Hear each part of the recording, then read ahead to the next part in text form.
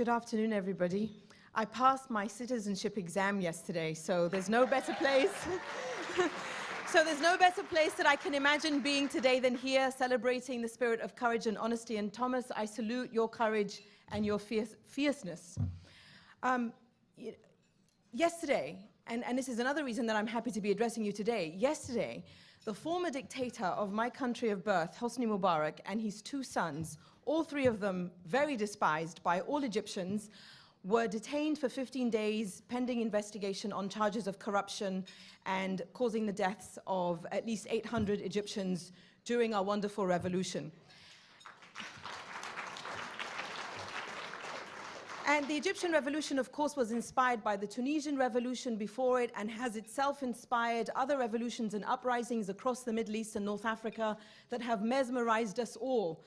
And the thing about the Egyptian revolution especially was how non-violent it was, how in 18 days we managed to get rid of a tyrant of 30 years, and how just 2 months later, that same tyrant now and his two sons and a whole bunch of other despised despots and cronies with them in that regime are now facing these corruption and murder charges. But the beauty of the non-violence of the Egyptian revolution is not exclusive to Egypt, because Palestinians have been engaging in a beautiful non-violent uprising against injustice and for freedom and dignity and against occupation for years, and no one has been paying any attention.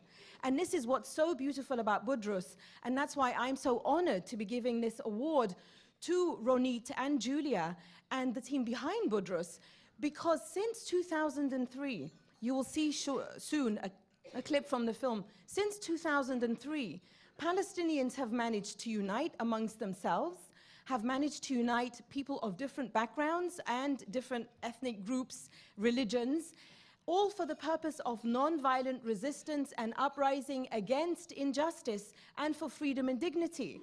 And in doing so, they are rising up against stereotypes that all of these revolutions and uprisings are trying to overthrow. And these are the stereotypes that you all, I'm sure, are familiar with. Arabs are passive, Arabs are violent, Arabs love their dictators, Arabs know no other language than violence. Well, as you'll see now in a clip that we'll see from Budrus, Arabs do know many languages of non-violence, but we've just never had the chance to hear them speak that language that for so long they have urged the rest of the world to hear. And if there's one Arab people in the Middle East and North Africa whose language of non-violence we never hear, it's the Palestinians. How many times have you heard, where are the Palestinian Gandhis? There are thousands of Palestinian Gandhis, and many of them, unfortunately, are in Israeli jails because they are Palestinian Gandhis, because, unfortunately, occupation and violence only understands violence. And when you speak a language, as you will see in Budrus, that is non-violent, it's very difficult to resist that kind of language. So we'll see a clip from the film now, and then I will present the prize.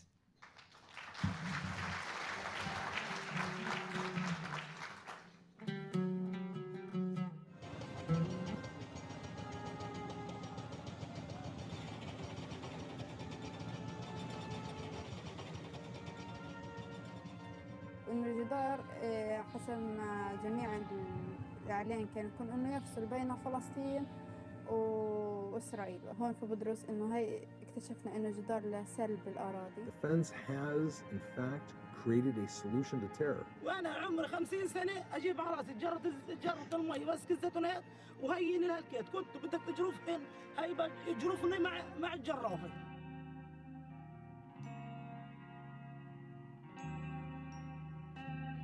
اليوم أنتم مدعوون لمسيرة سلمية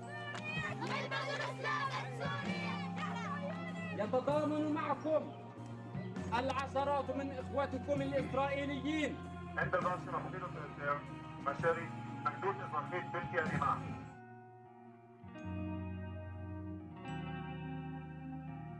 شعرت إنه في شغلة لازم إذا بدك تنجح تقيم مخك التقليدي. يعني كنا في اتفاق كامل وكنا حابين ان هذه الجزء تتوزع على كل فلسطين. كنتش أتوقع أنا إنه تكون بنت أو فتاة هي اللي تقتحم هذا الصف. והנה האנשים מסביבי, שאפילו לא מתכופפים, הם ממשיכים לצעוד לכיוון אותם חיילים.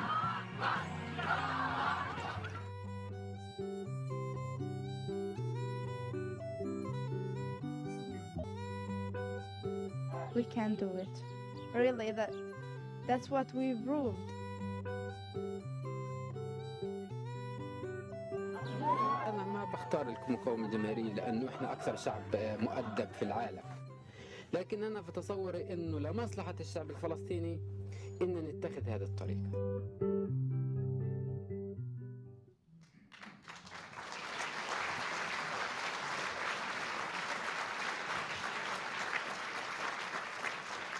That same spirit of non-violent resistance to occupation continues, of course, in other non-violent proposals like boycott, divestment, and sanctions against Israel. And whether you agree or disagree with BDS, it's important to see it as another non-violent way to resist and to recognize it as another non-violent measure by Palestinians.